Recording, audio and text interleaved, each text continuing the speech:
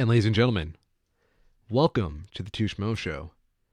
I'm your host, the infamous Orion, and I'm glad I did not invest in any Bitcoin. And I'm Cairo, and I'm also a Schmo. And welcome to the Two Schmoes Show, ladies and gentlemen. Tonight, it's going to be a crypto kick fest. We're just going to Hmm, kick the crypto nerds. Pretty much. Yeah, It's a good day. It's a so good day to not be in crypto. it's really good, like a good week not to be in crypto. Mm-hmm. Absolute madness in that community right now. Mm-hmm. Yeah. But hey, guys, there's a drip going on if you want to buy it. How was your week, I Kyril? get kind of dull. I'm officially in my new shift now, so getting into the swing with that. Yeah, I hate starting new shifts. You know, it should be good for me in the long run. It's like normal real person working hours for once. So If only there I'm was big on like that. a way for us to just throw money into like this computer database and maybe some numbers would go up and then we would get money for it. Mm-hmm. Some kind Wouldn't of that be something? decentralized currency, like a wild west of money with all the benefits of the wild west, and then we don't have to worry about the actual negative effects of the wild west as well. Could have it based on like hieroglyphic current equations. I mean, call it like uh, a hyro currency. Ooh, a hydro currency. I would dig that. You know, we get like an Anubis coin, and then you can trade those in for raw tokens. Oh yeah.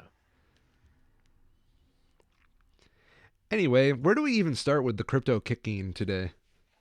Okay, let's start with the crypto crash because prices are plummeting over the last couple days.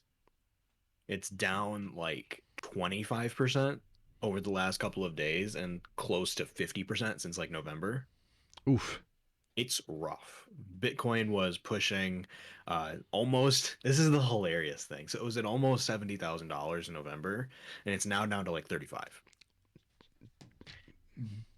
One of the reasons for that, and this is monumentally stupid, but it's true.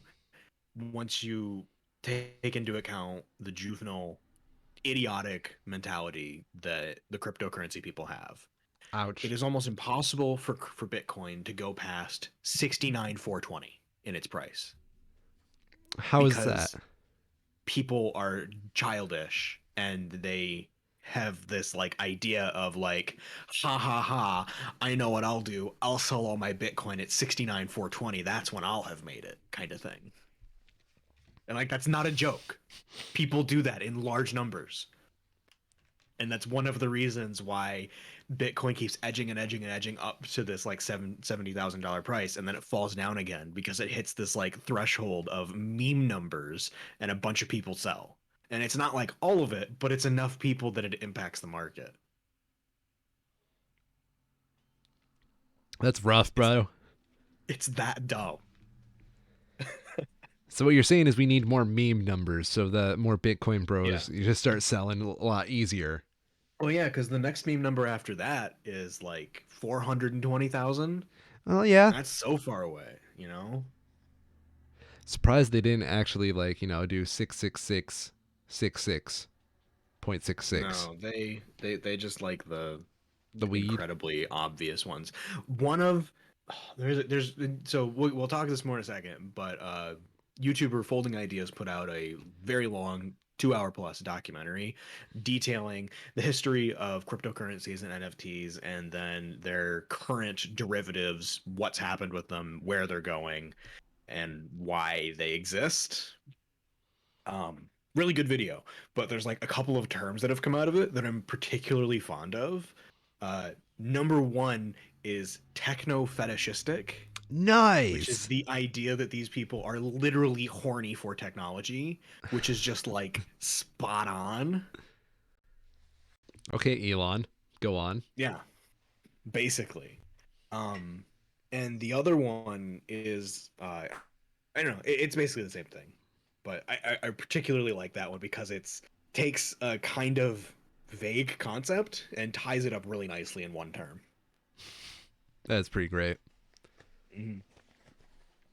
I mean, like, I understand a futuristic mindset of loving technology, but there is like a fetishism when, especially, it comes to like, lately, because let's face it, corporations are getting a little fetishistic towards technology, and I think that's only fueling this fire, especially when you have like all this metaverse nonsense going on. Um, Yep. because they realize there's a lot of money in fetishizing technology. Surprised Apple Hmm. didn't jump in on it sooner. Um, Oh, I ironically, this is the kind of thing that I would be very surprised to see Apple go big on. I mean, like, they're more into like the hardware though. So like, They are, but they're also, as a company, particularly risk averse. hmm, You know, they don't do like it's telling that the biggest thing that they've changed on their phones over the years has been removing one of the input or output connections. You know, yeah, they remove the headphone jack, and that's like it. Other than that, fundamentally, an iPhone hasn't changed from what an iPhone is in like since it launched. Basically, it's gotten better hardware and parts to go into it, but what those parts do hasn't changed. Whereas you can look at a bunch of other companies that have tried kind of gimmicky things, pushing the edges of like what would become standard later on, and Apple doesn't really do that. So having a large emphasis on like this speculative thing that doesn't really benefit that many people when you start to look at it just doesn't seem like something that they'd be interested in. I agree. I don't know. I always try to picture Apple as trying to put more luxury into technology. You know, like Mm-hmm. a Gucci of Yep. technology, if you will. Yep. You're buying a logo. Yeah, pretty much. Now, if you excuse me, I gotta pick up my Android phone and text my girlfriend real quick. Saying that out loud, just lost Apple like maybe 5 cents. Anyway, what else happened with crypto? Because, quite frankly, um, I believe there was some knowledge in that video that was made to the public. The public Mm-hmm. that watched the video. Let's see how many views that has.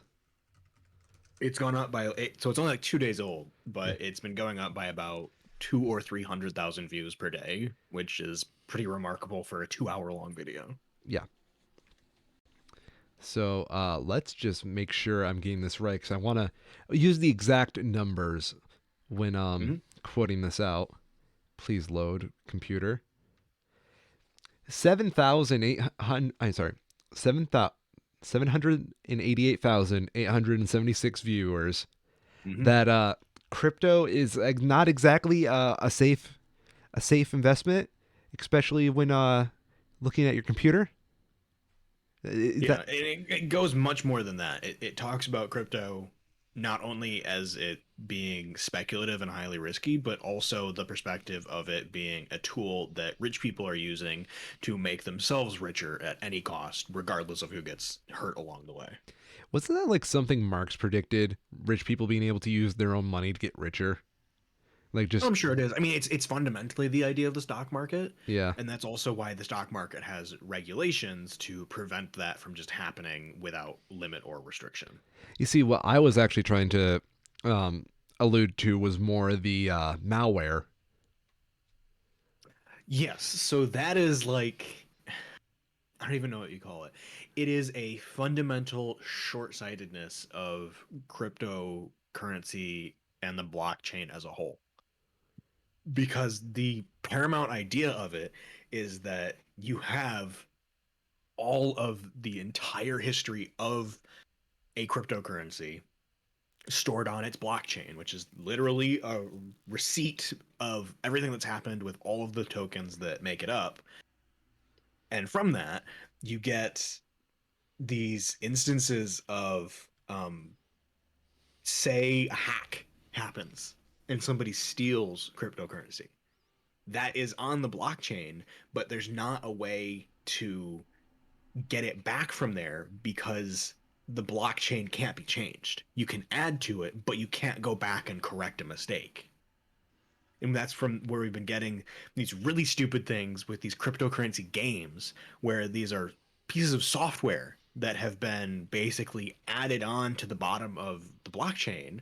And so the code itself that makes up these games is in some form imprinted into the blockchain itself. But then what happens when you have a bug? You can't change the old blockchain. You have to completely redo it from start again. The old Oof. one is still there, but now you have the entire new version of it. And what ended up happening with these Bitcoin or these cryptocurrency games is that when they add these new versions of the game to it, a lot of the game's users had to get their like in-game assets reissued to them basically, because the old assets just didn't really work anymore because it was on the old version of the game. Yeah. And people were getting these problems where it's like, typical game dev stuff where they don't have the right stuff given to them, for example. So like say the one particular instance of this was a game that had people getting these characters that were either wolves or sheep. Okay. And the idea is that each of them is unique and people had specific ones. And when they went from version 1 to version 2, you were supposed to get the same one again, except that didn't happen. People got the wrong ones, and then the devs just didn't care. And they were stuck with the wrong ones. Yes. Much impressed. Just the usual things that the blockchain makes simpler rather than traditional game dev stuff where you can just put out a patch. What's a patch? How do I mint that to the blockchain? So it's been it's a very long documentary, but it's very much worth watching. It's exhaustive in its detail. I like things that are exhaustive in detail, though. Like, Mm-hmm. quick shout out. I have a physical NFT that has like a whole bunch of like PDF qualities to it. I believe the old days they were called a book. Mm-hmm. By Jan Swafford on Beethoven. Seriously, most exhaustive thing I've ever read. But damn, I feel like I know that man now. Yeah. Yeah.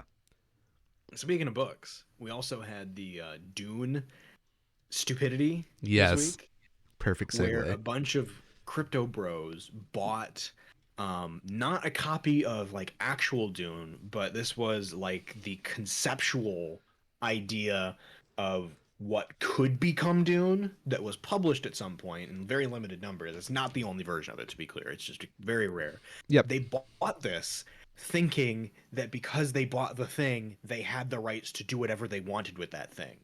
Which, if you know anything, is not how anything works. If you go to Barnes and Noble and buy a copy of Harry Potter, you don't own the IP to Harry Potter. Even if you went and bought like a first edition or even Rowling's original manuscripts, that's not how copyright law works. That But is they thought it did. that hurts me every time I hear that story. I'm Yeah. not gonna lie. And then the newest stupid update on it is that now that they have realized that, their plan with this book is to take every page and basically mint every page to the blockchain, which would, Oh, in a way, make it available online to anyone because, the blockchain is not uh exclusive. no, it's not. Yeah. What you're putting on the blockchain is not the actual thing itself. It's just a receipt that points to a web address that hosts that image. Yes. And it just says, this web address is owned by blank. That's all it Yes. says. So for them, they would be, in this case, putting it out in its entirety online for anyone to access, except it already exists in that form. And the cherry on top is that their plan after they do that is that they're going to be destroying their copy of the book. What's the point in that? You just Who separated it. knows? Yeah. So they're going to be doing it page by page, putting it on the internet, and then destroying their copy, which is, dumb, to So be blunt. I know one of the major lessons of business school is to like try and create forced scarcity with your product to give it more value. And when I hear stuff like this, that's exactly what I think they're doing. They're, going through daddy's book on business and they're trying to make more scarcity of it. Like, ooh, each page is all by its lonesome now. You can't get the book. together. But when it's the internet, there's not really that much scarcity to anything. It is like just an infinite pool of information. And once it's on, you're not going to, be able to take it away from people. I just don't get it, man. Yeah. And that is largely where, like, for someone who is not looking at it as a speculative investment, or someone who's not looking to turn every aspect of their lives into, how can I make the most money, Yeah. that is the logical conclusion. It's like, what can I do with this? Oh, well, you can't really yet. Oh, okay, well then I don't give a shit. Yeah. America's gotten really greedy over like the last few years since COVID. Mm-hmm.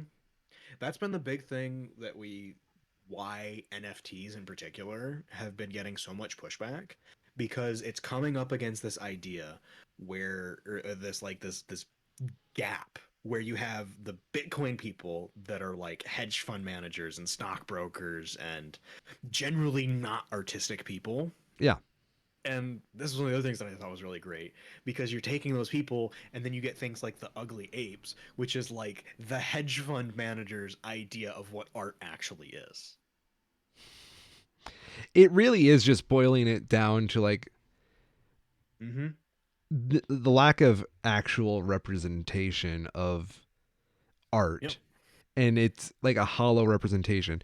NFTs are to art as what cinema snobs think Marvel movies are to movies. Kind of. Yeah. It's running up against this problem where you have people who are artists for the sake of art, for the art itself. Yeah. And then they're being pushed into this realm of NFTs, which is something that is for profit explicitly. And the people who are running the NFTs can't get their heads around the idea that someone would like something just because they like it, that someone would invest their time in something because they want to and for no other reason. Well, And you're getting these like cryptocurrency games, NFT games that are coming up, where you have people talking about the play to earn games, and it's just like, well, no, I don't want to play a game to be a job. I just want to play a game because it's fun. yeah. And they literally can't conceptualize that. It seems like doing something because it's enjoyable and something they want to do, rather than something that just makes them money. Because money is enjoyment, don't you know, Kyril? And well, to these people, it seems like it is. It's such a Or fundamental. Sorry. Or on the other side of it, Yeah. it's a large number of people that need to continue to have more people suckered into the system that they've created so that they can also expand their own wealth in it. Shh. Sweet summer child. Don't say anything that's going to get us on a hit list. I mean, that's like the open secret of it now. Yeah. That was always kind of assumed, but once now that people have started to really look into it, it's become blatantly obvious that that's the case.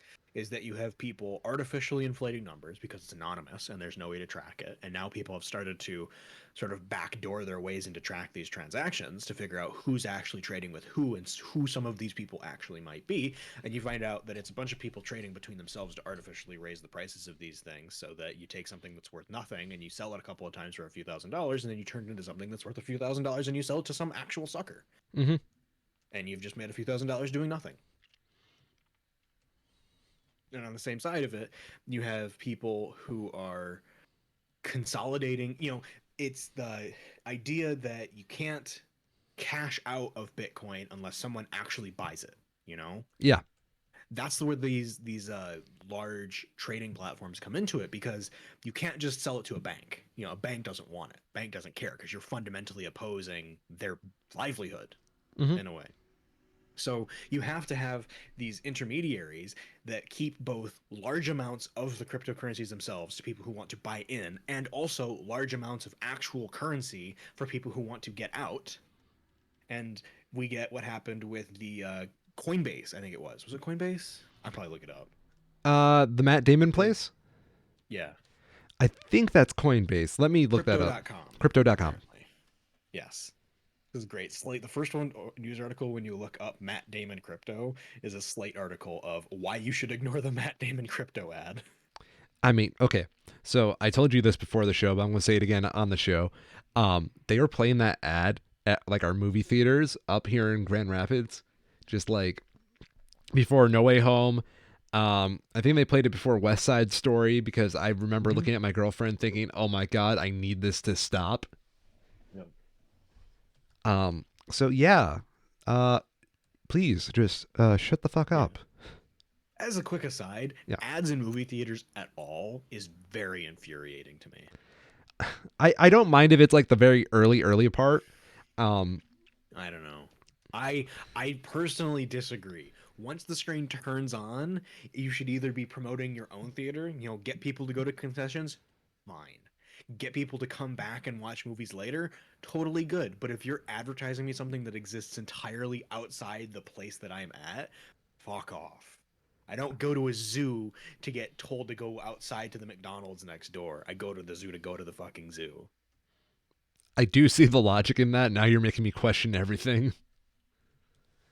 I'm sure it's largely because these massive movie theaters can't make enough money anymore without moving their ticket prices up, Yeah, and they don't want to do that because that turns people away. So the other option is to uh, sell ads to at your theater, which also sucks. you mean it's also great because then we can learn about Bitcoin while waiting to see fucking Spider Man. Yeah, so you can learn about Bitcoin from Matt Damon and then have all of your money taken away in a massive hack. Well, no, not quite. So Crypto.com was the website that was being promoted by Matt Damon, and they were hit with a massive hack that they're saying didn't hit any of their actual users, but seems to have hit one of their like personal accounts that's used for these massive amounts of transactions. And let me see if I can pull up a number because I thought it was over $100 million. It's especially dumb when you see how much these hacks have been happening. Oh, excuse me. How often these hacks have been happening over time? Sorry, they lost 30 million. Okay. Only 30 million. I mean, dude, it could have been 31 million. That's like $1 million Um, difference right there. That's pretty impressive if I do say so sorry, myself. I'm uh, yeah. 34 million. Oh, never mind. Yeah, but I mean, like, still, they allegedly it wasn't from any of their users' wallets. It was just their own. It was some issue with two-factor authentication that somebody was able to hack into it. But this isn't a new thing.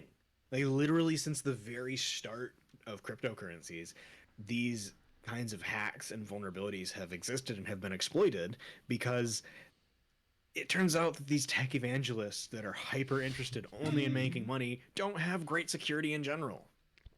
Well, a lot of them are going to be boomers, dude, and boomers don't like tech security. As another quick aside, do you follow Ordinary Things? I do love him. Yes. His crypto video Hmm. is a very good primer if you don't have 2 hours to watch about cryptocurrencies.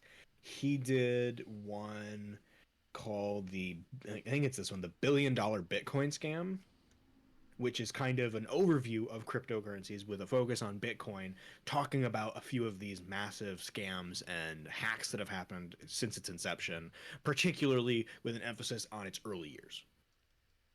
So, the $1 billion Bitcoin scam, also an excellent piece of viewing, looking at more of the like 2012 to 2015 period of Bitcoin, whereas Folding Ideas, more recent documentary, is much more current focused with the problems that are currently ongoing. I see. I mean, yeah. I But mean, also very recommended viewing. you see, I'm in a tough part here because obviously, you know, I can keep affirming all of what we're saying about crypto, but Yeah. also I'm trying to play the audience here and trying to get Mm-hmm. more information out of this, just to make sure all the questions are answered. But it's Right. also like this is all so cut and dry. I don't know what I could say that could It make is. anybody like It not realize how bad of an idea this is.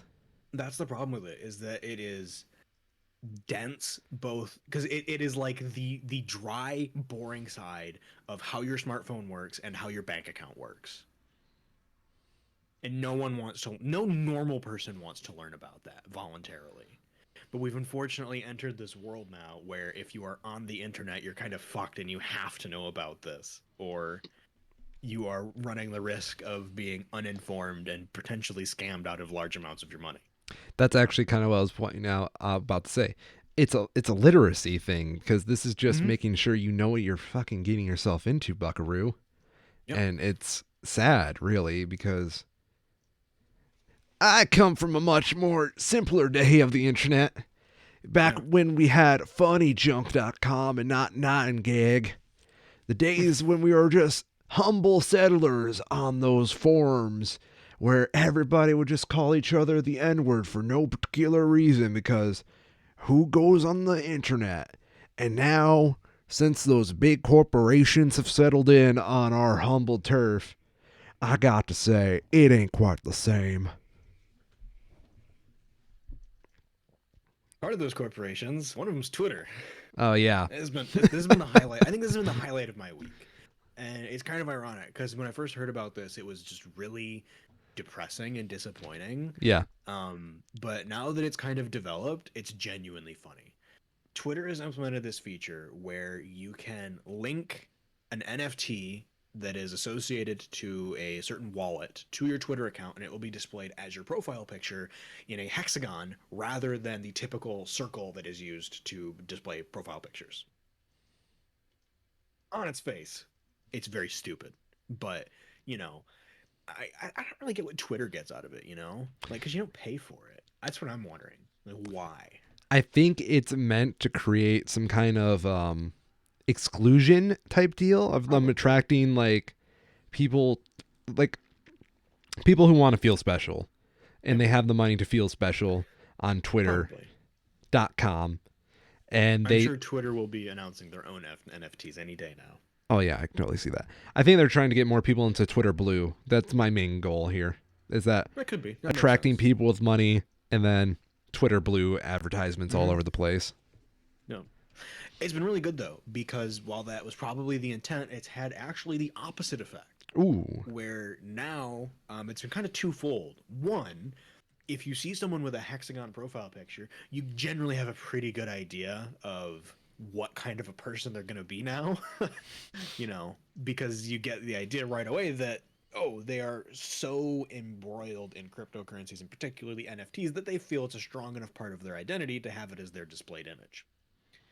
So it's easy to, at a glance, ignore these people now. And going one step past that, people have actually set up automatic blocking lists that you can run on your Twitter account that will automatically block anyone with a hexagon profile picture. that's amazing. I need It's that. great. It's really good.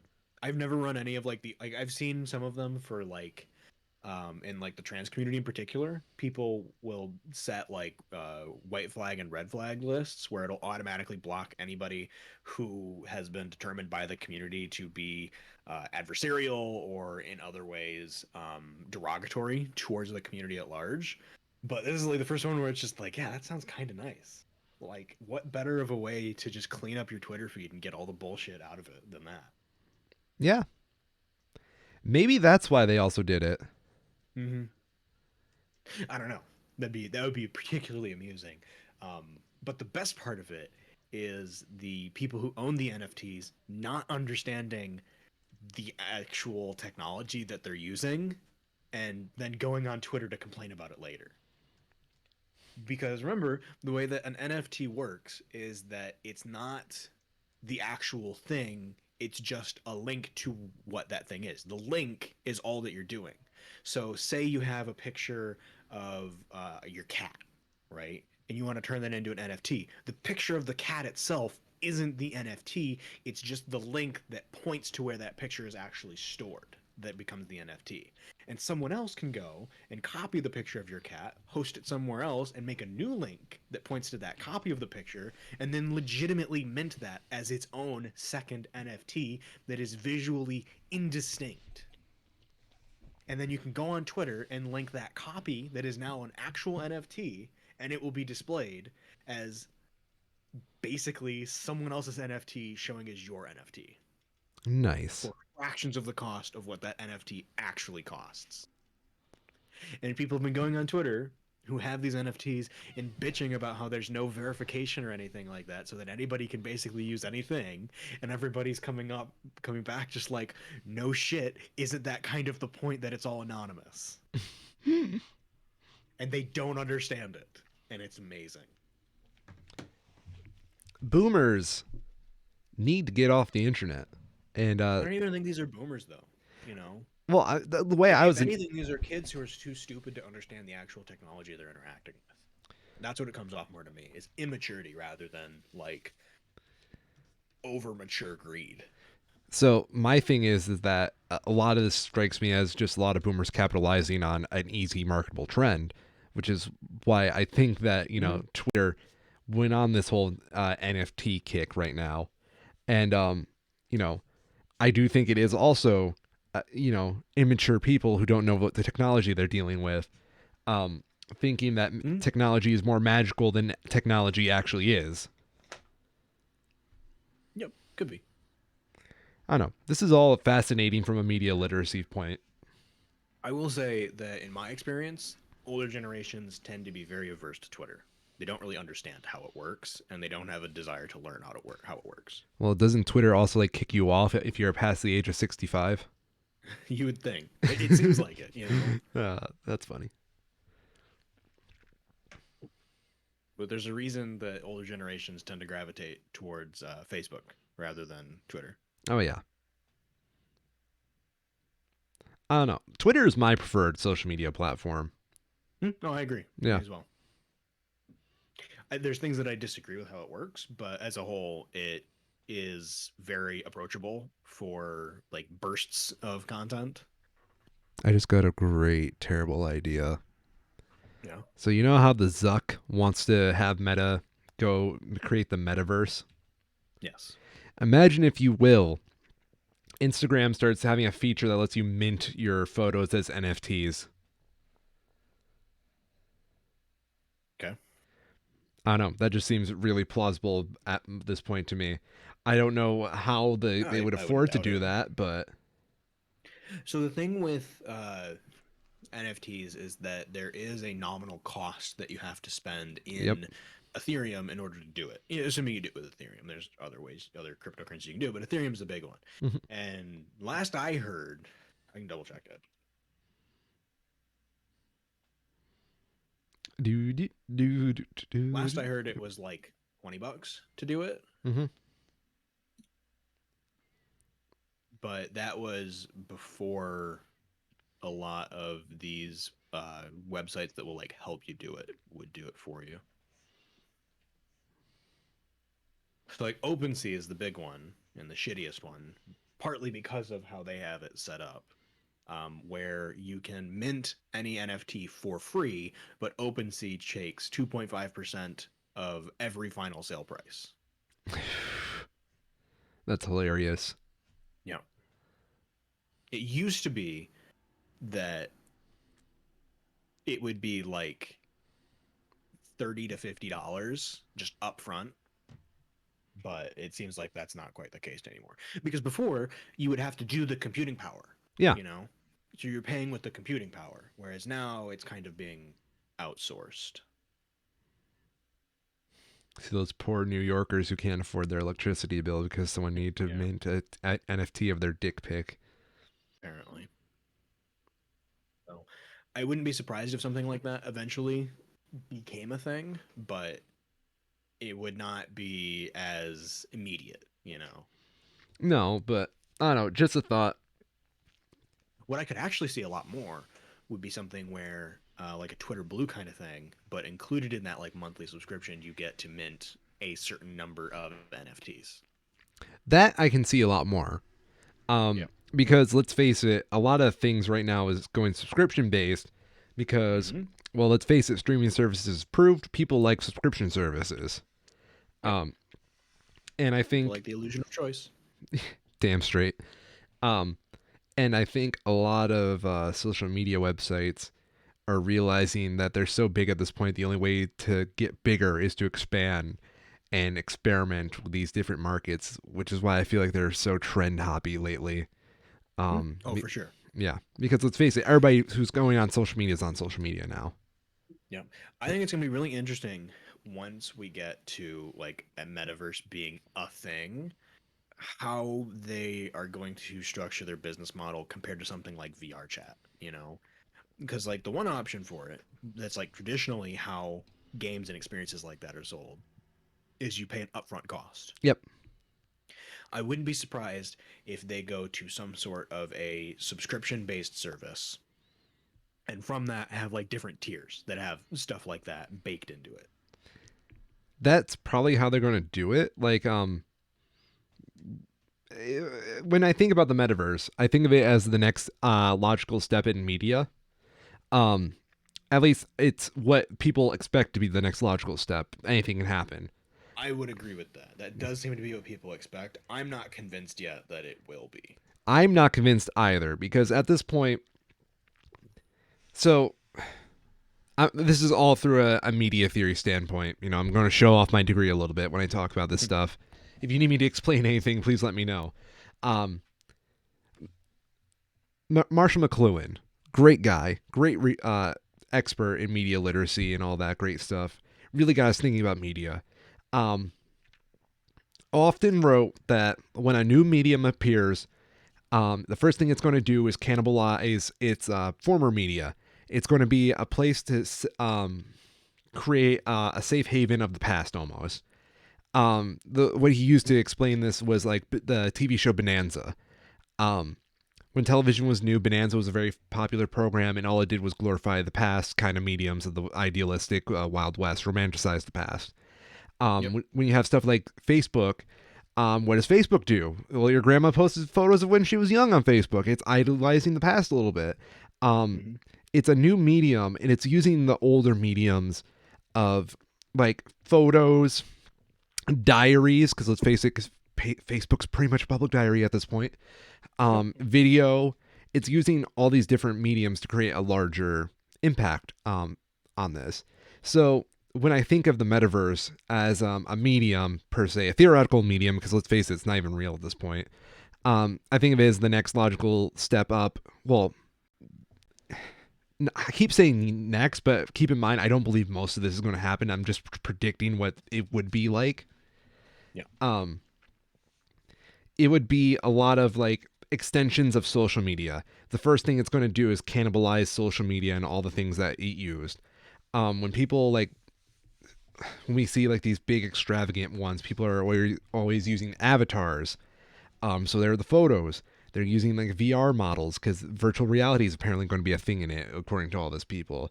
And what I get the feeling it's going to cannibalize is it's trying to cannibalize those earlier days of discovery with social media. Trying to give people a new form to create content and have that user-generated content be its main forum to make money. So with user-created content, I don't know how they're going to, make a business model outside of subscription of like subscribe to get your friend's content. That seems kind of hard. So it would need a lot more corporate corporate room to muscle power to like make content that's not just user created at this point. Like, Yep. I wouldn't be surprised if one of those virtual attractions they try offering up is like Facebook Land, where you pretty much have Mark Zuckerberg just like looking at you through a TV the whole time. But that's just my ideas, It's not that far off. Yeah. Like sorry. No, go ahead. Another aspect of cannibalizing old media, I would assume, would be incorporating streaming services onto that. The first thing they're trying to do immediately with the metaverse is like cannibalize NFTs on there because it's a way of privatizing, user-generated content pretty fast, especially when they're pretty much auctioned off in pricing. They're a very corporate entity that cannibalizes, JPEGs and photos and all the other file types when all they really add is just a price tag to it. Yep. And that's why I think the metaverse is really good. Well, not the metaverse, but that's why when people are trying to extend social media into what they want the metaverse to be, that's where their NFTs come along, because that's like the first thing they can immediately do to make a business model out of this. Does that make sense? Yes. So the term that's actually going around right now is Web3. Web3, yes, I prefer that term because Web3 is going to be a thing. Metaverse is just a corporate Eventually, business yes. tag. It's what Web3 is what the question is. Yeah. Right now, the crypto evangelists are trying to position it as this future version of the web where everything is interacted with on the blockchain. Yep. Where because Web 1 was when uh, people could uh, interact on the internet through web pages that were relatively simple and easy for anybody to get into and design. Yep. We move past that into Web 2.0, where people's desire for interacting with the internet moved to the position where it is today, where the complexity of it required platforms: Twitter, Instagram, TikTok, YouTube. Rather than having individuals make individual websites that people interact with, it requires companies who have the overhead to do it. Yeah. And And then go on. and then from that, they're trying to position Web3 as this crypto future where, because of it, it seems inherently self-fulfilling with the way that they position it, Hmm. because Web 1 and Web 2 were relatively self describing, in that there wasn't an ambiguity, there wasn't a pushback against Web 2, for Yep. example. Not really. Nope. There might have been people with blogs who wanted their blogs to remain and were unhappy that they didn't. But on the whole, for the users, the transition from Web 1 to Web 2 wasn't really that drastic. Yeah. Whereas the transition from 2 to 3 is a conceptually different way of interacting with the internet. So yeah, uh, great observation there. With Web 2 to 3, is that Web 3 is still very much up in the air, and uh, I guess I'm going to link this back to the metaverse a little bit. Metaverse is kind of just what I imagine the corporate, like the finalization of corporate entities on the web to be. Is that they Mm-hmm. essentially make the metaverse, whereas the Web 3 that could also come along, that's more user focused, would be um what's the word I'm looking for? Words are hard.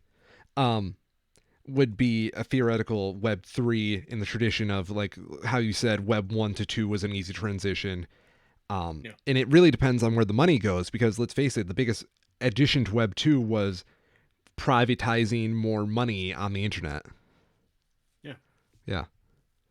In effect, it centralized where the data streams were going from where they were before. Yeah. Rather than having 100 different blogs, now you have 100 different users on Twitter. Yeah. And every Twitter profile is a fucking blog. Yep. Yeah. Yeah, exactly. It Yeah. cannibalized the medium. But Like, in a more literal sense, you have things like ArtStation and DeviantArt, yeah. who have taken the places of individuals having their own websites. Mm-hmm. So yeah, that's exactly the cannibalization of old mediums. With Web Yep. 2 cannibalizing the earlier segregated world of Web 1 and just bringing them together. Um, I go I on. can't personally see Web3 being the way that it is currently trying to be positioned. Yeah, I think Web 3 would need a lot more hardware added than what we have right now. Yeah. Um, because I think Web 2 is pretty fundamentally compact. There's nothing you Hmm. need to, like, obstruct or change a little bit. I mean, there's security things, but that's more of a Yep. technological standpoint. But like the fundamental community of Web 2 is very centralized and very compact, and it fulfills a need, or at Yep. least a want.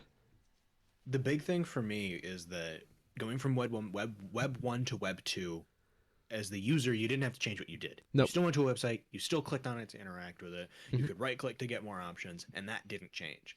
With how they've positioned Web3 being so heavily reliant on economic systems, Yeah. it would change how people interact with it. And particularly, like, the metaverse, especially, is just Facebook's VR version of it.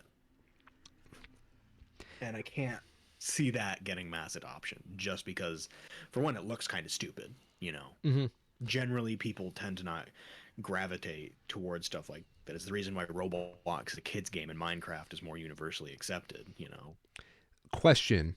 who is the Yes. metaverse for? Because Facebook's target demographic at this point is the older generation who aren't exactly technologically savvy. So, how are they going to be integrated into the metaverse if Facebook is still targeting that same audience? And if not, who is the metaverse for then? I wouldn't be surprised if it's Mark Zuckerberg's way to try to make money on. Like how is the metaverse funded, Yeah, right? yeah. We don't know. It's still far too conceptual to have any sort of uh, funding even being a question for it. You would expect that it would probably come through some sort of subscription based model or pay to play sort of model, Yep. but it's fundamentally the same problem that like the cryptocurrency games have is that if you're the developer of them, how are you making your money? You're either exploiting the systems you've created, you're charging an upfront cost, or you're charging a subscription based cost. And in order for a subscription based cost to be viable in a pay to earn system, you have to have people who are both paying the same upfront cost. And then from that, some of them are making their money back and some of them are not making their money back. Casino Because if logic. you're just, yeah, exactly. If everybody's making their money back, it devalues what the currency is. And we haven't seen how they're going to get past that yet. And until we do, if they even can, like that's the question, can you even? There's not been proof that they can. So we'll have to get to that point before it becomes anything more than speculative. Well, that's the big problem is because like Mm-hmm. as much as I hate the guy, Zuckerberg, I'm going to keep Zuckerberg. Zuckerberg. I want to call him that because I like mispronouncing his name and it sounds goofy. Mark Yes. Zuckerberg did fundamentally plant a flag into the first like actual like idea of Web 3 could be. I don't think there's really much of a speculative aspect to Web 3, and the flag that he put in there with like all of its corporate seeds and whatnot, um, definitely got a train rolling.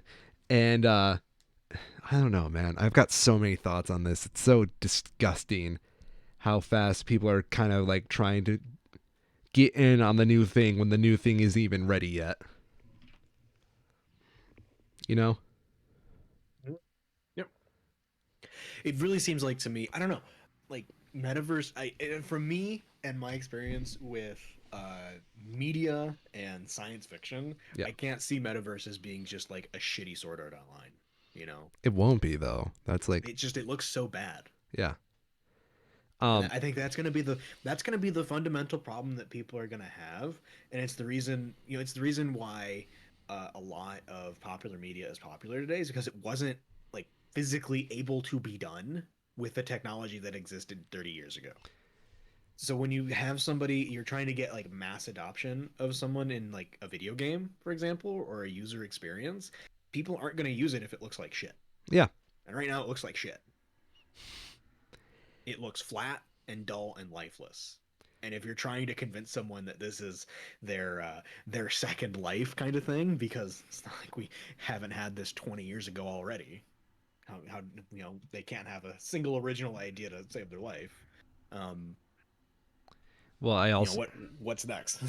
I also love how this Web 3 model, the metaverse, is conveniently something that is 100% accessible through Facebook products, as if there's no game changer that can interfere with the Facebook model.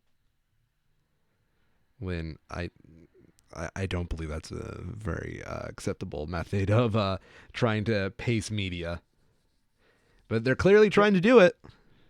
No, they want it. It's because they have a financial interest in making sure it happens. Yeah, Who would have known? yeah, dude. Um, I'd be very interested to learn what Zuckerberg's personal cryptocurrency holdings are. oh, probably a lot. Like crypto in general, because it's the main theme of the day, ladies and gentlemen, is just it's a lost market. They keep trying to describe it as like the Wild West, but the thing is like no, it is not. It is very It's much like got so many It's fingers in it. Oh, sorry. it's the 1930s stock market, Yeah. There you go. That's more than the perfect. Wild West, Yeah. which I guess is kind of what they want.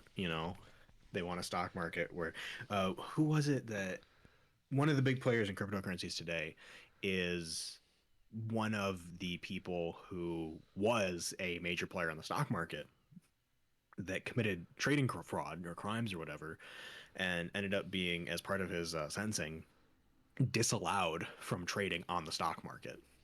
Nice. And now he's in crypto because, of course, he is. Crypto is a libertarian capitalist wet dream. Yep. Yeah, that is the other part of it, and it's explained in Folding Ideas documentary. But like the broad strokes of it is that cryptocurrency is the libertarian hyper-capitalist response to the housing market collapse in 2008, where they think the problem was overregulation. Which is, Yo. if you know anything, Yeah. it's makes a lot of sense. But the idea that the housing market collapse was caused by overregulation is absurd and ignorant to the facts of what happened. Much like most of cryptocurrencies. Yeah. Because forgive me if I was wrong, if I'm wrong, because I was only like 12 when the housing market collapsed. Yeah. But wasn't that just too much imaginary money in the world? Not quite. It was fundamentally the idea that the greed of the banks that were issuing the home loans Yes. allowed them to justify the creations of taking home mortgages and turning them into something that could be traded on by bundling them together.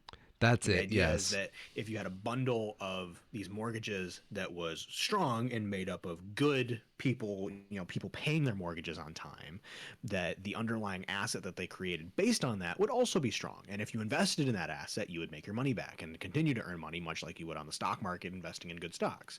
But what they started to do is they basically started to lie about the quality of the people that were in their mortgages. They started to lower the thresholds for people who could actually get a mortgage.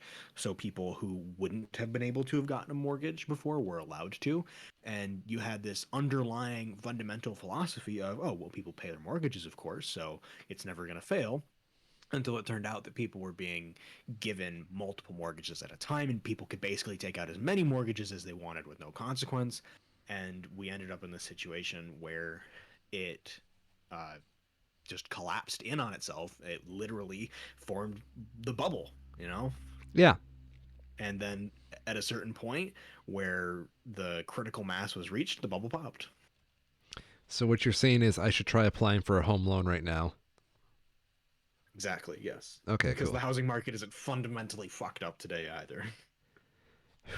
So working in insurance right now, the housing market has been eating up how home insurance policies with certain groups of Oh, I people. bet. Yeah, dude. It's like people come up and be like, "Why did my home insurance increase so much on renewal?" And I'd be like, "Surprise! Your home value went up. Yep. Congratulations." That also means your insurance premium went up. Pay us. Yep. Yeah. The other side of it is that there's a lot of people who can't afford the sorry, yeah, I'm not getting into it. One controversial topic per day. I think we can keep it at that. Damn, dude. I don't want to go into another hour long tirade about the current housing market. Damn. Yeah, let's It's let's fucked deal up. with the imaginary It's money deeply before. fucked up. Let's deal with the fake stuff first. Like that's all you need to know about the housing market today. It's broken. Yeah, It's really broken. I miss the good old days. No, Yeah. there was no good old days.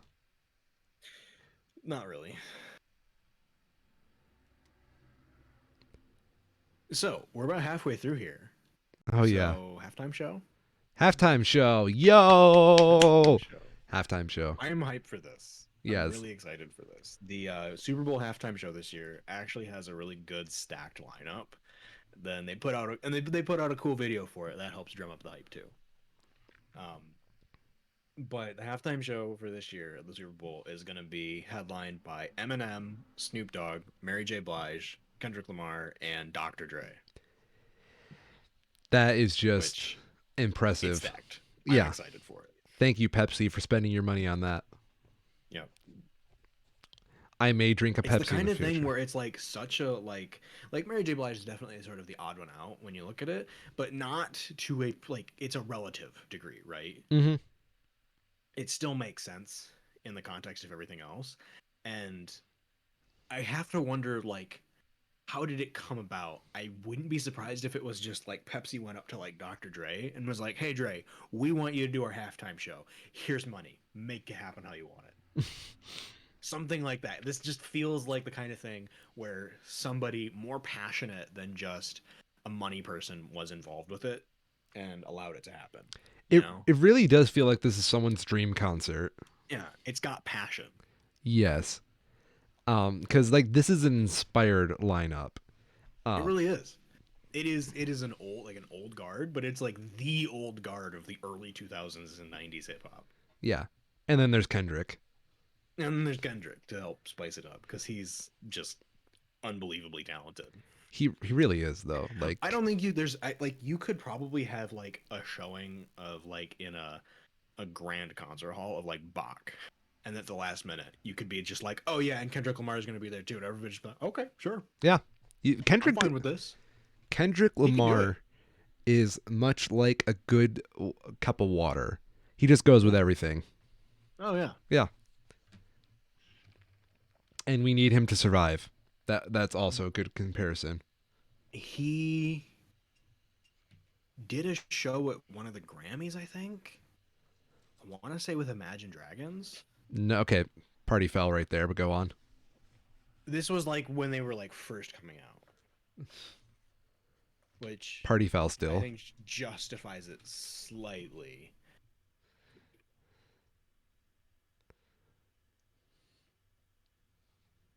Pretty sure it was a match. It was really good. It was fucking cool because it was like not either one of them doing their own thing. It was like a medley of them doing it together. It's kind of what you have to do though to bridge genres like that. Yeah, and it worked really well. I don't think it was the kind of thing that I don't think anybody really expected to happen, but then they saw it happen, and it's just like, oh yeah, that makes sense. There's only one person on that bill I would want added. Andre 3000, but Andre 3000 goes with everything. Yeah. So this was apparently, if this is what I'm thinking of, this was the Grammys 2014. Okay. So this is like right when Imagine Dragons had Radioactive, and that was like their only hit. Mm-hmm. So very new. But yeah, since then they've definitely become kind of dull. I was expecting to imagine dragons, but I kept imagining a coffin and how nice it would be to enter said coffin.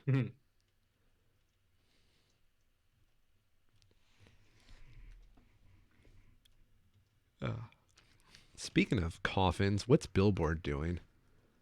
What is Billboard been doing? We haven't touched these guys in forever. Yeah. Oh, that's right, because they went through that really crappy phase where they were like charging a subscription to see the charts. Yeah. So let's see. We have Easy on Me by Adele as number one. That makes sense because it's Adele.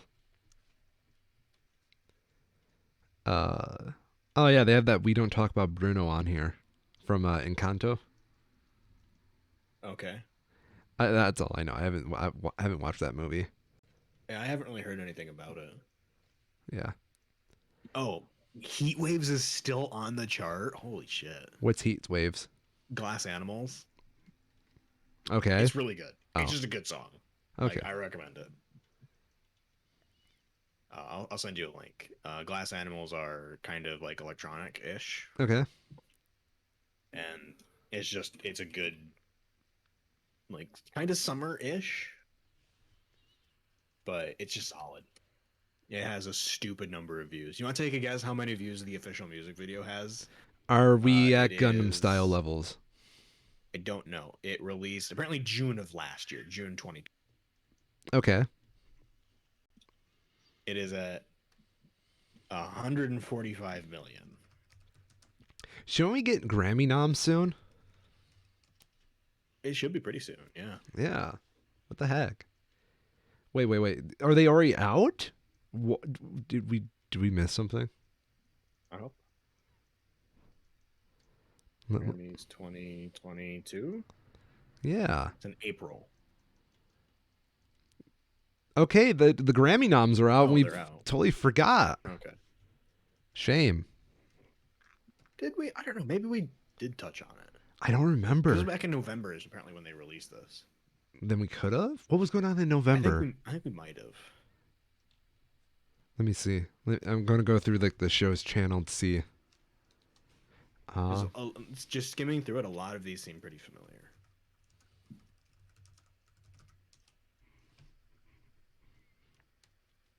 Two Schmoes Show.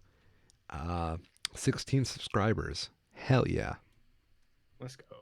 Let's go. That fucking Loki video. 57 views. Wow.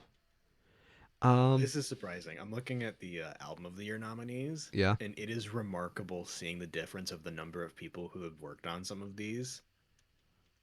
Comparing Tony Bennett and Lady Gaga to, say, Justin Bieber for their albums that respectively released. 2, 3, 4, 5. Outside of Tony Bennett and Lady Gaga, they have 5 producers and engineers listed, whereas Justin Bieber has this. I sent it to you. I'm not counting them all. It's over 50. Oh my. What the? Oh, It is absurd. that's Jay Beebles. I see his name in Yes. there. What? Yes. How? That is the producers, recording engineers, mixers, and then the mastering engineers are not listed. And then there's just like one songwriter. Yeah. So there's more mastering engineers. Oh, there's more mastering engineers, more more everyone listed than just those. Yeah. Whereas for Tony Bennett and Lady Gaga, you have Day Bennett, Josh Coleman, Billy Camilla, Greg Colby, Steve Fallone, as well as additional engineers working on it. It's just like completely different scales. Question. What's Yeah. the name of that Justin Bieber song? So this is for the album Okay. Justice. Justice. Okay. I'm going to look it up and just see what the heck happened to that album. Mm-hmm. Because, like, was this, like, just one person at a time working on the tracks? Or, like, what the hell it happened? It probably is. You have teams of people working on tracks rather than a passion project like Tony Bennett and Lady Gaga's collaboration has been. Yeah. You know what was a good album last year? Hmm. Iggy Stravinsky. You know, by that infamous Orion guy? That was a good yeah. album. Only one guy worked on the whole damn thing. I think that's worth applauding. Yeah, go that guy. Silent majority giving him all the praise on that.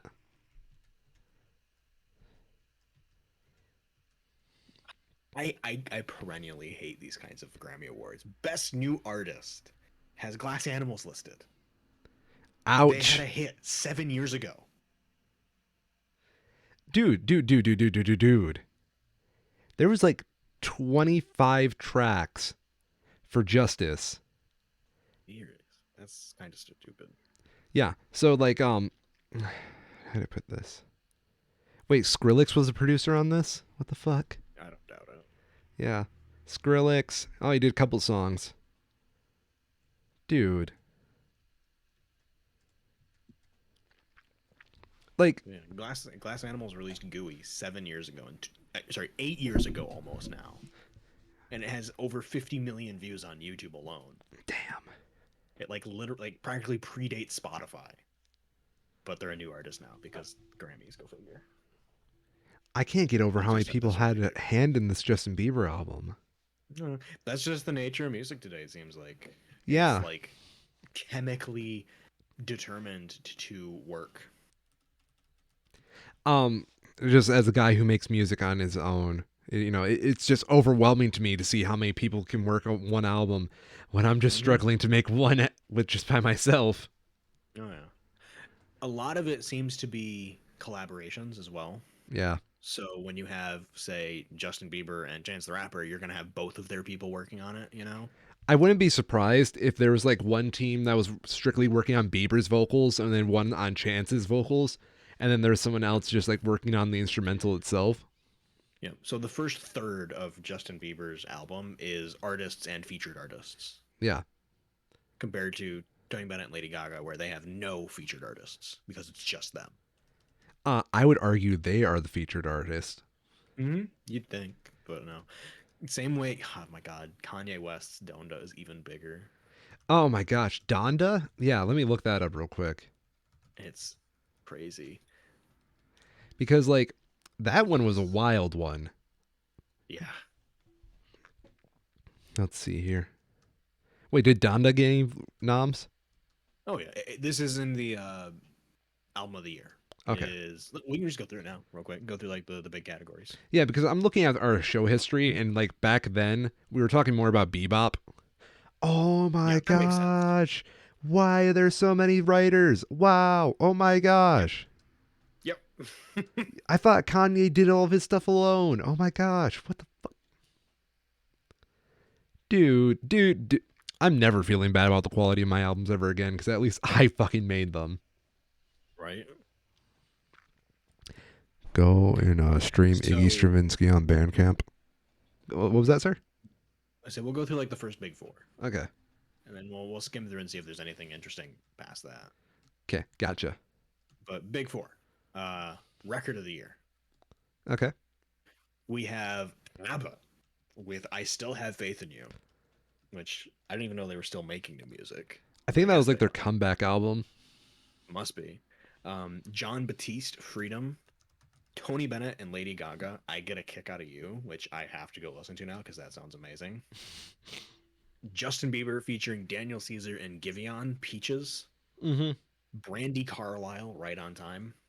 Doja Cat featuring SZA, season. I do not know how that's pronounced. "Kiss Me More." Billie Eilish, "Happier Than Ever." Little Nas X, "Montero," "Call Me by Your Name."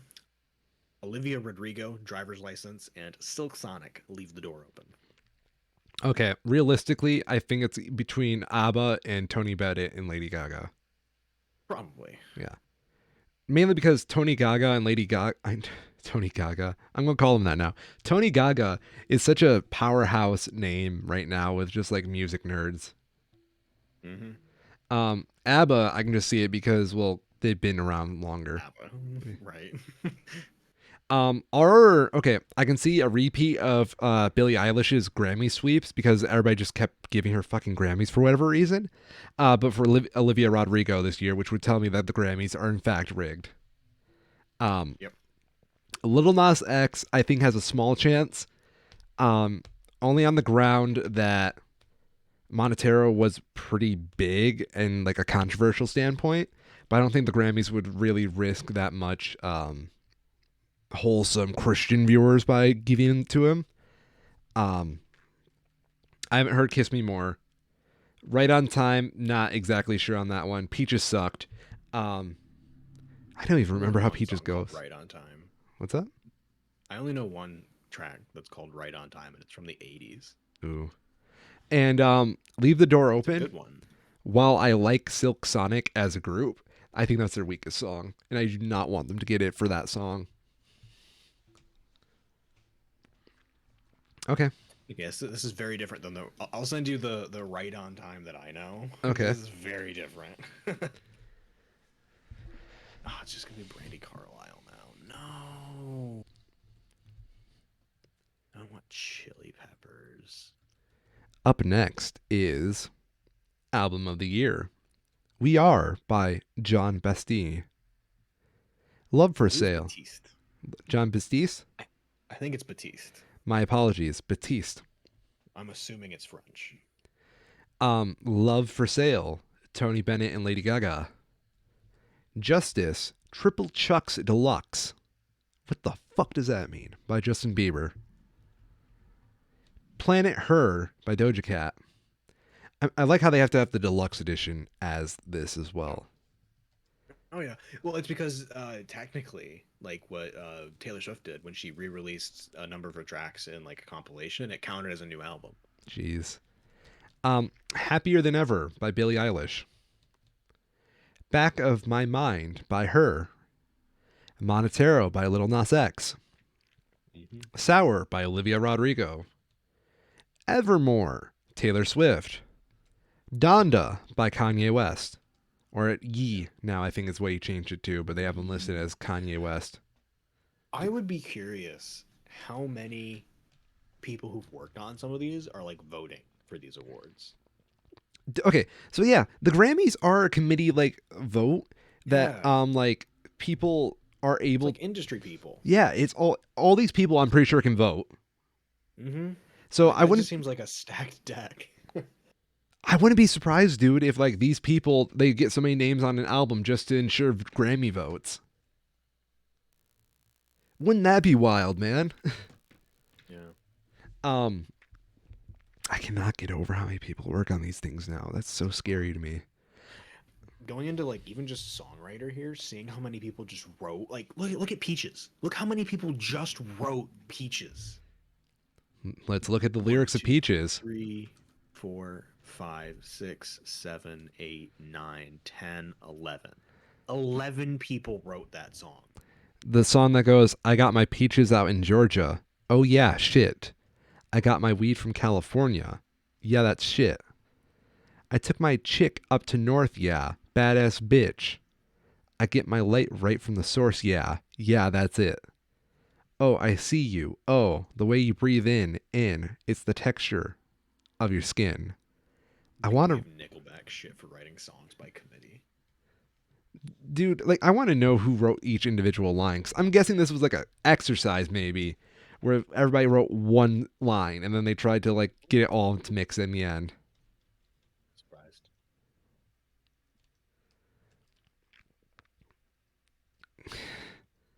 Whatever. You know, it only took Okay. how many people to write No Way Home? Yeah, right. Because, like, why are So songs getting more writers than actual movies? probably because they have more money behind them. True. Two writers for No Way Home, the screenplay. Yeah, I don't doubt it. Yeah. Because it's the difference between people doing stuff because they care about it and people doing stuff because they want to make money. Well, yeah, dude. Everybody needs to join in when it's making money. Um, Yeah. do you have a choice for I record of the year or album of the year? record of the year, album of the year. Out of them, I would probably have to give it to Tony Bennett and Lady Gaga, just because I don't really know many of the others. If I had to do a second place, it would probably be Billie Eilish. Okay. I'm curious though for Silk Sonic. I have never not heard of any of this. Uh, That is like a different name. Anderson Paak and Bruno Mars pretty much doing their best. Oh, okay. Though that absolutely gets it. You'd think. I'm just saying it right Really? now. Leave the Door Open. I don't like, but everything else by them off that album, good. I don't know what it is about that song. I just don't like Leave the Door Open. Okay.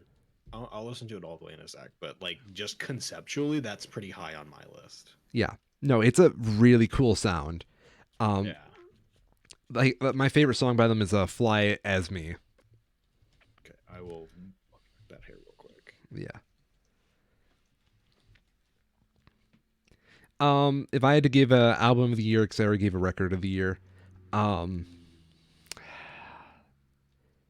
probably album of the year is Iggy Stravinsky. I know it's not nominated, but I'm still giving it to myself because the only album on here I heard is Donda all the way through, and Donda needed a lot of cuts to be a Yeah, little I'll more say I did listen to focused. Donda, and I was not particularly impressed by it. No, I think Donda is a good album. The problem is there's just a lot of extra tracks in there and needs like to be chiseled a little bit more and edited to like the real core of the album. Someone needs to make like a not the director's cut Yeah. and cut it in half. I could yeah. Do you ever resequence albums so that they sound different?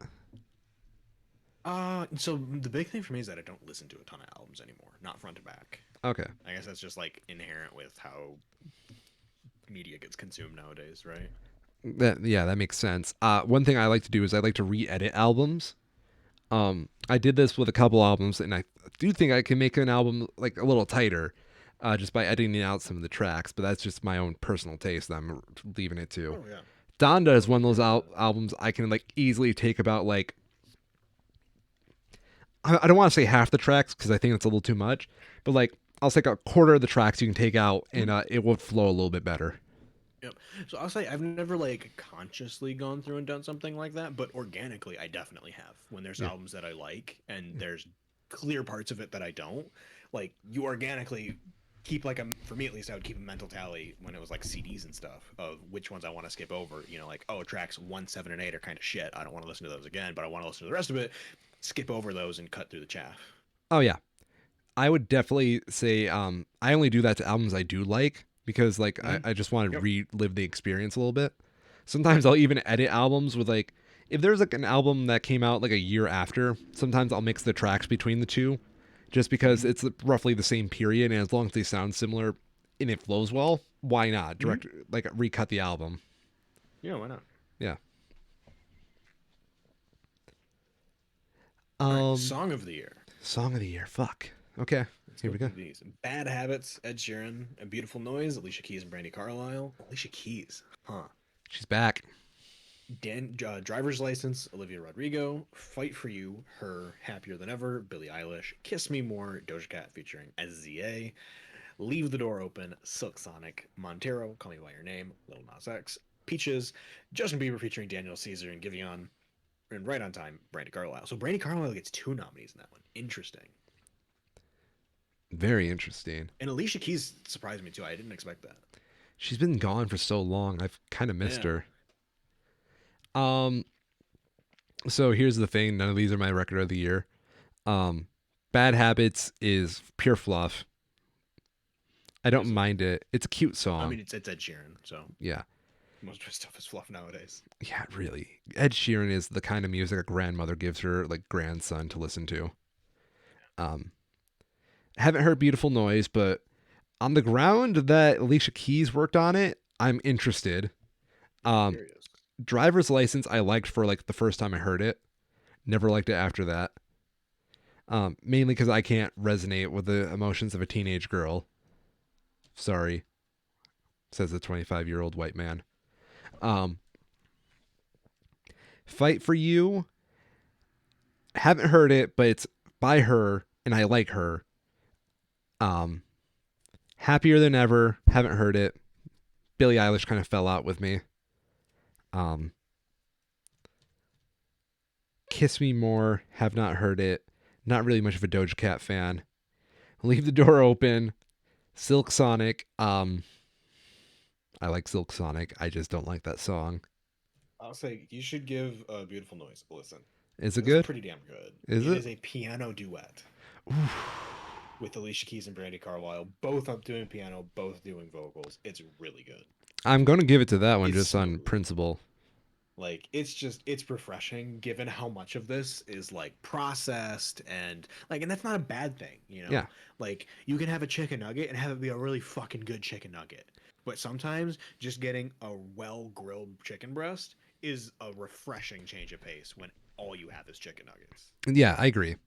Like I'll just put it like that. And this is refreshingly raw. Is it refreshing? I think so. If the fact that our recording setup didn't automatically record any audio that goes through my computer outside of my voice, I'd be listening to it right now. Um, Monotero, Call Me by Your Name is okay.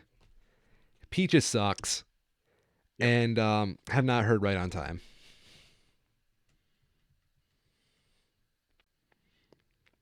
Up next is well, did you give a record of the year? I mean, a song of the year. Yeah, I don't really have one. Okay. If I had to, I'd probably just go with "Beautiful Noise" just because it's the only one I've listened to with any like of any of them, and I like it. So yeah, most of them I've just not heard of. Best new artist. Mm. Um, hmm. I have a clear choice here, but I'm not happy that they're included in this category. Aruj Aftab. I hope I'm pronouncing that right. Jimmy Allen, Baby Keem, Phineas, Glass Animals, Japanese Breakfast, The Kid Laurie, Arlo Parks, Olivia Rodrigo, and Sweetie. Mhm. Who's your choice? No question, Glass Animals, but they're not a new artist. So what the fuck, Grammys? Get your shit together. I feel like I've heard of Japanese Breakfast before. I need to look them up. Recognizes an artist whose eligibility year releases achieved a breakthrough into the public consciousness and notably impacted the musical landscape. Shut up, you're wrong. It's pop. Yeah. What artists had popular presence, not just what had significant impact? Like It's going to be Glass Olivia Animals has been Rodrigo, around for unfortunately. practically it. Yeah, probably. It's the only one that's also on all of the rest of the lists. So Yeah, if it's like if they're setting up an Olivia Rodrigo sweep, it's very obvious with this nomination. Um, yep. I don't believe Phineas should be on here because that man, kills it as a producer for Billie Eilish. hmm You know, but who am I to say? You know, There's definitely been a trend lately with these sorts of awards where the people who are making the awards don't want to just look at the actual new performers. Because one of the esports organizations, not organizations, news outlets, I guess you could say, that I follow, did a very similar thing with their Rookie of the Year award, where they changed it from Rookie of the Year to Phenom of the Year, where it's no longer rookie performances, it's who had a standout performance that they didn't know about before, basically in their own judgment. And it just comes down to it's our choice. Fuck you, deal with it. mm. I don't like that. It should be self-restrictive to actual new artists. Give new people a chance to have something to strive for. Well, that's the problem. With industries like this, man, it's so hard to actually give people something to strive for because they want to keep it inclusive Mm-hmm. to their own branding most of the time. Because most of this Yep, stuff is only meant to make more money. This is a giant advertisement for pop music, with the pretty Grammys much. and any other award show. You can see some really beautiful albums, such as Iggy Stravinsky on Bandcamp. But is it going to be nominated on here? No, because fucking Grammys don't know who I am. Um, and that's the case with like a lot of albums. There's going to be a lot of great works out there. Unfortunately, no one gives a damn if they can't make money off it for the award show.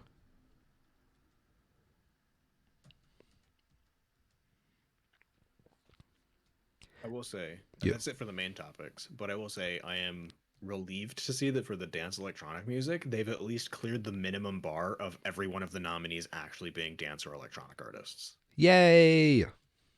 Taken them long enough, but they finally got there. I'm just kind of going through the other ones. I'm not even reading them that much. Mm-hmm.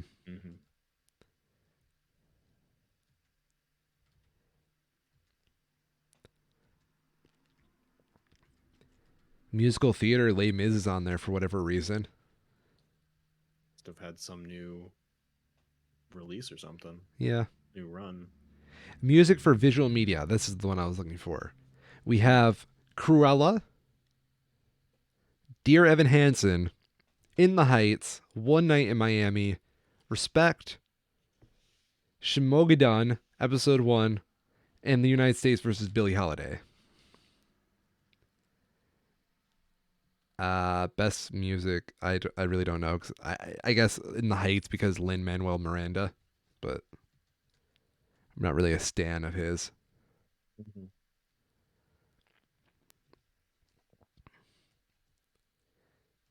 Best soundtrack for visual media, we have Bridgerton, Dune, The Mandalorian Season 2, Volume 2, Chapters 13 through 16, The Queen's Gambit, or Soul. Now, I need to rewatch Dune because I feel like that should be kind of a shoe in for it, but like the fact that it's a Hans Zimmer one and I immediately don't have any memorable parts of it kind of says something. Like Hans Zimmer is very distinct. Yeah, I can't remember anything about the score in that movie. don't say that out loud too much. Hans Zimmer's going to get offended. I symptom for him enough with Interstellar, so I'm giving it to I've got Soul. credit. Probably. I think that's definitely a safe bet. Um, Best song written for visual medium, Agatha All Along from WandaVision, Episode 7. All Eyes on Me from Inside by Bo Burnham. All I Know So Far from Pink, All I Know So Far. Fight for You from Judas and the Black Messiah. Here I Am Singing My Way Home from Respect. Speak Now from One Night in Miami. I can't believe I hope fucking it gets to Agatha. be. I hope Agatha all along takes it just because that would be funny as hell. I can't believe so many people worked on that song. Yeah. Let's see, one, two. Okay, two songwriters. Wait, no, sorry. There's feature songwriters. What the hell constitutes a feature songwriter versus actual songwriters? No. Oh no, you're right. It is featuring. Yeah, I have no idea. I wonder if they incorporated stuff from past work in it, and that's why they have to credit them. Maybe. Because that Um. is kind of weird to have featured songwriters. Yeah, So if doesn't it's it? like the two of them did the primary work, and then they also have to feature the people who supported it with their own original work, maybe that's like the only thing I can think of. Who's been messing up everything? It's been Agatha all along. Who's been pulling every string? It's been Agatha all along. She's Sidious, ha ha, so perfidious that you haven't even noticed. And the pity is, pity, pity, pity. It's too late to fix anything. Now that everything has gone wrong, thanks to Agatha, ha, naughty Agatha. It's been Agatha all along, and I killed Sparky too. Official lyrics. Yeah, I was. I guess I have no idea then, because I was thinking, oh, it's got to be more than that. But no, that's just it. That's just it. That's why I read it. Man, Group committee songwriting is so weird. it kind of sucks. Isn't it? Feels very soulless. I would love to see like drafts just to show what happens during a song written by committee. Because like if I can at least see the process and understand the process, I'd feel a little bit better about it. But unfortunately, it doesn't seem you can because who wants to show a drafted version of a song? Yeah. There's actually a category here that I don't know of that I think is pretty interesting. Go on. So in the package notes and historical, they have a best historical album Ooh, category. We have Maria Anderson, Beyond the Music, her complete RCA Victor recordings. So this must be like people going through and remastering old works. like box sets too. Mm-hmm. Yeah. Etching the Voice, Emil Berliner and the First Commercial Gramophone Discs, 1889 to 1895. Excavated Shellac, an alternate history of the world's music, various artists. Joni Mitchell Archives Volume 1, The Early Years, 1963 to 1967, and Sign of the Times Super Deluxe Edition, Prince. One of those are not like the others. Mm-hmm. I love the idea of people getting recognition, though, for, like, basically archival work. Archival work is so underrated. Mm-hmm. I'm looking at the rock music now. Yep. Yep. Best rock performance. Why is a Chris Cornell song is in here when he's been dead for so many years? That's weird. Um, so this is rough for me looking at this actually. Wow. Um, why is a Chris Cornell song in here? Because Chris Cornell hasn't been he's been dead. Unless this is like archival stuff. Why is this in here? That's so weird. Um, wow. Let's see here. Best rock song. Distance by Wolfgang Van Halen. Wow. Sorry, I'm just kind of glancing at these. I'm not going to do like a full like look at it, but it's just so weird to me to see like how desperate some of the rock stuff is. Mm-hmm.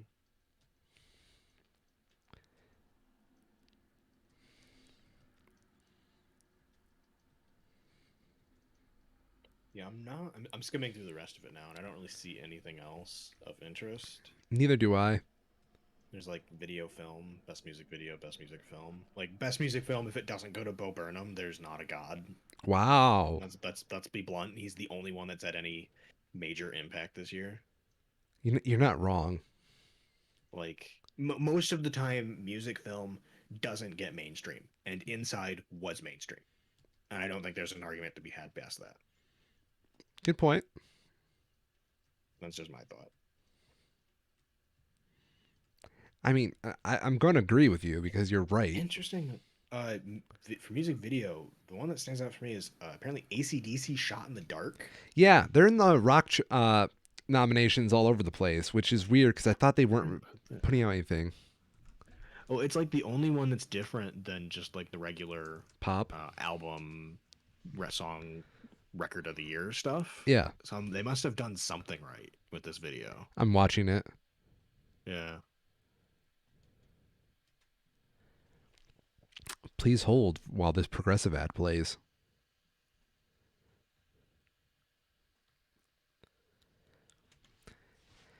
Okay, so impress me, ACDC. I want to see some twerking on Satan because that's what you're fighting against. It's really unimpressive. This is not interesting. This is just it's it's ACDC. it's ACDC. Yep, that sure is Angus Young. Mm-hmm. Yeah, keep doing that little dance thing you do. What is it called? It's like a walk of some kind. I forget what it's called. Um, Yeah, that's very unimpressive. it really is. Like it looks like just After Effects on a regular performance. Yep. Yeah. Got literally nothing else to say about this. This is just like what I thought an ACDC music video would look like in the year of our Lord. This is from 2020. Yep. It was like end of 2020. No, October. I guess I don't know how their cutoffs work. That's probably pretty close since the nominees come out in November. Yeah. Like I could see if like the album came out. Actually, I don't know. I don't know. It's weird. It's weird. The Grammys are rigged. Yep. They always are. They always are. It's like, oh, big surprise. The stuff that was popular this year is getting recognized for being popular. Who would have guessed? Question. Hmm. Um, is the song any good? Because I can't listen to it with audio. It's ACDC. It's ACDC. Like, I'll be blunt. It's ACDC. It's ACDC. Cool. Yep. There's not much to be said past that. I'm just kind of like skimming through it, see if there's like any plot twist. There's no plot twist. What the fuck? Like, if you told me they released it in like 1990, would have no reason to doubt you because it just sounds like ACDC. Damn, dude.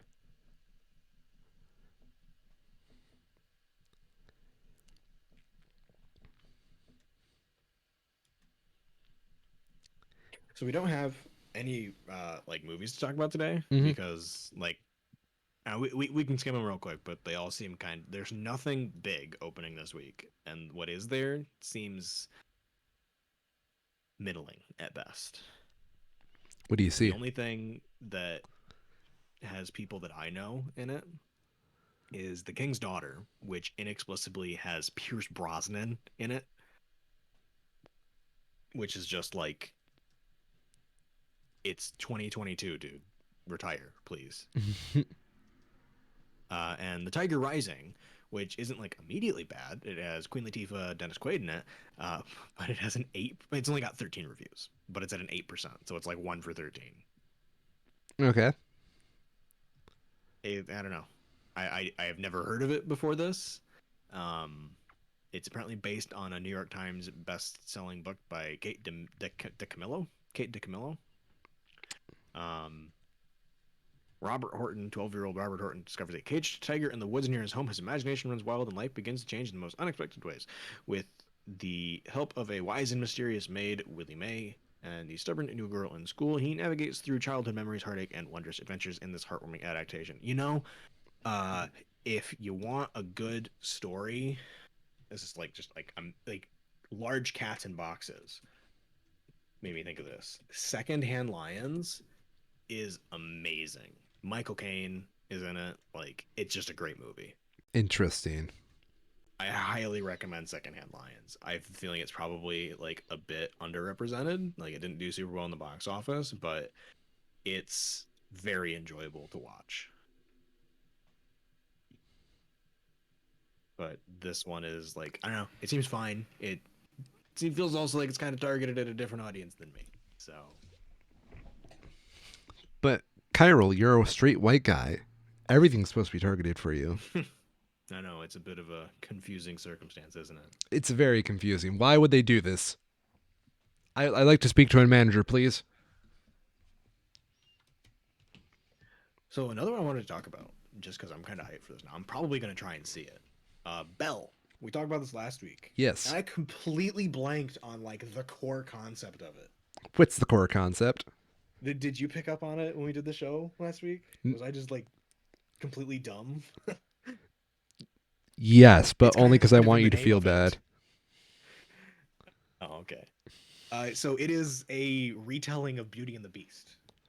Obviously, dingus. Like obviously, it's just like it should be obvious, you know? But like it's fucking named Belle after all. But it completely escaped me until I was watching they released a medley of some of the songs featured in it, Mm-hmm. and they feature the Beast in that medley a lot more, and I was just like, "Oh, okay, I get it now." About time. Jeez, Kyril. But the music in it, Yeah. in the medley at least, is phenomenal. Is it? It's really good. Hmm. They do this thing in one of the what do you call it? One of the tracks that's being heavily used in the marketing is like the instrumental version. But what they do with the vocals in it is that they've added this. I don't know if there's probably a word for it. Like when somebody goes like la la la Hmm. as like a tool to fill the space where you would expect there to be something, but there's not. You know what I mean? Yeah. Where you're not really saying words, but it is a vocalist filling the space where there should be words to fit with the meter and measure. Um, they do this bit that's la la la, and it is really really well done. It's really cool. Highly recommend checking out the. Let me see if I can find the name of it here. Bell. I think it's just called the medley. Bell Medley English. It's apparently a French version of it. It's really good. Hmm. I don't know who the vocalist is, but they captured that sort of like um impossibly high hitting notes that they tried to do with Emma Watson in the Disney one that Emma Watson just couldn't quite get, and they ended up having to kind of auto tune it, and it sounded like shit because they kind of ruined it when they did that. But this vocalist can like actually do it. It's kind of impressive. It's really impressive because it's just like you're sort of like listening to it and going along with it, and it's just like, oh wow, this is really good. And then they hit the high notes, and it's just like, excuse me, what? I don't think you're allowed to do that. That's not fair. It's really good. I'm gonna try and see it in theaters just because the music for it is seems phenomenal. Um, and it's actually apparently showing in theaters near me, which kind of surprised me. Wait, where? At the Celebration Cinema near me. Okay. Because I'm like, there's no way that's showing anywhere in Michigan. I never thought that would be showing at least. It's actually shown at quite a few places. It looks like it's just Celebration Cinemas primarily, but in quite a few of them in the dubbed. Oh, it's got subbed and dubbed versions available to see. Hmm. Portage, Benton Harbor, Grand Rapids, Granville. It. Not a ton of openings for it, but you know, enough that it's easy enough to find one that would fit anyone's schedule.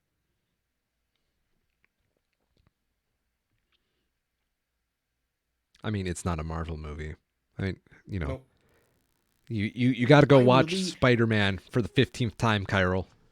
the thing that struck me with it, knowing that it's like just a retelling of Beauty and the Beast, and that it's also a musical, is that this is like this company going to Disney and saying, you know, Beauty and the Beast was cool, but sit down, Grandpa, and we'll show you how the kids do it. Damn. Because it is like literally directly competing with it's telling the same story Mm. in their own way with their own original music. I don't really know anything that's tried to do that before, where it's taking their two competing major corporations basically are adapting and telling their own versions of the same story that was not a musical before, and they're both doing musicals. The closest I can think of is Ponyo with Ghibli, but Ponyo Mm-hmm. wasn't a musical. Right. By the way, It's different. Ponyo is superior to Little Mermaid.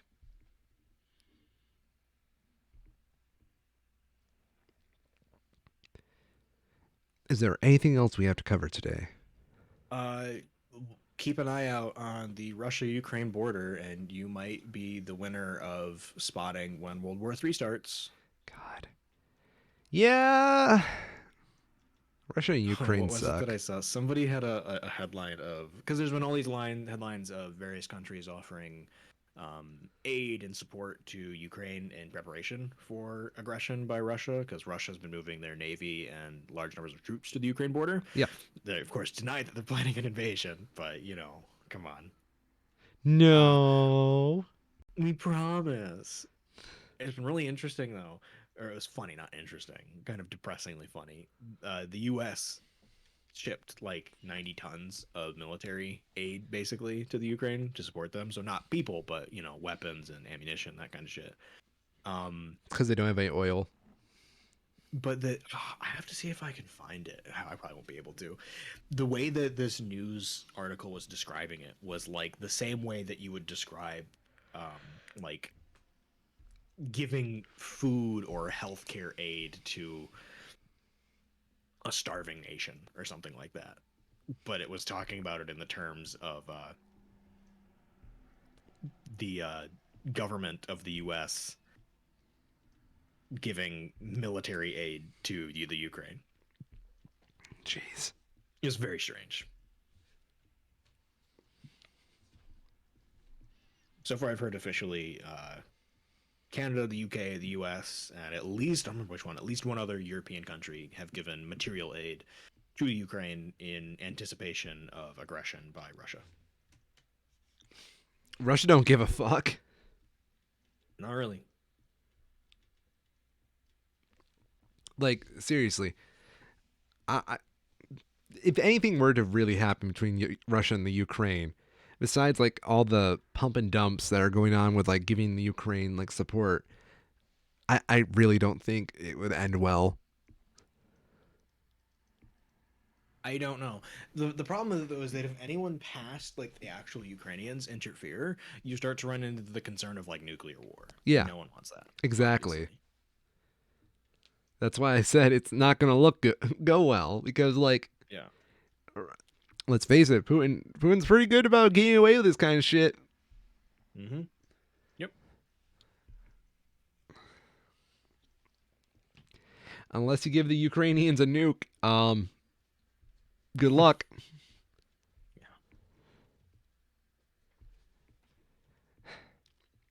Like seriously though, my heart goes out to the poor Ukrainians and all the stress they're probably under right now. Yep. It's pretty tragic. Yeah. I could also see this as a ploy for Russia to try and gain international recognition that There's Crimea is theirs. please go on because I call me So a few years ago, Russia annexed Crimea from the rest of the Ukraine, okay. which is the southern tip of the country that goes into the Mediterranean. Okay. So the idea being that that would be Russia's access to an annual warm water port. Because that's the major problem that they have right now as a world military and a world superpower, is that they don't have access to a port that doesn't freeze over annually.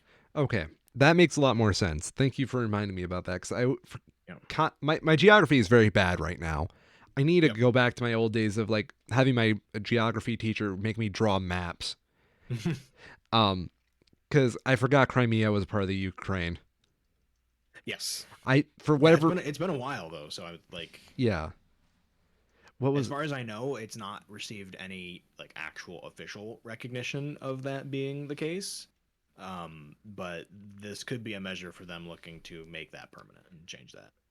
I mean, yeah, I can see that. You know, just threatening conflict unless it's basically bullying. Yep. Russia's good at bullying.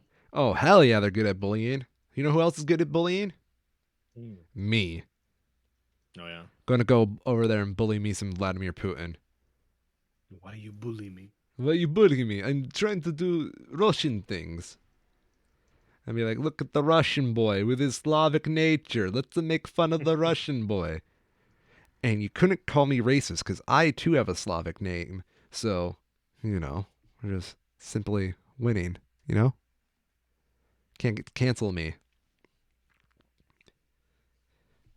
Maybe we should just cancel Vladimir Putin on Twitter.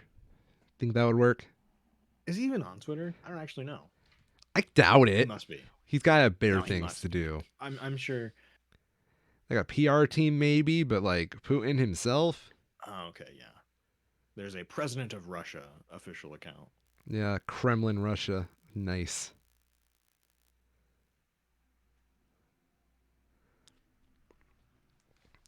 Follow. There is an account that is Vladimir Putin at Putin Vladimir that has not tweeted anything yet. Has not replied anything. Has no media. Has one like. What's his like? It is someone replying to someone else. It looks like about soccer. Okay, that's pretty lame. They have 20 followers, or sorry, 6 followers and are following 20 people. Mm-hmm. One of which is Instagram.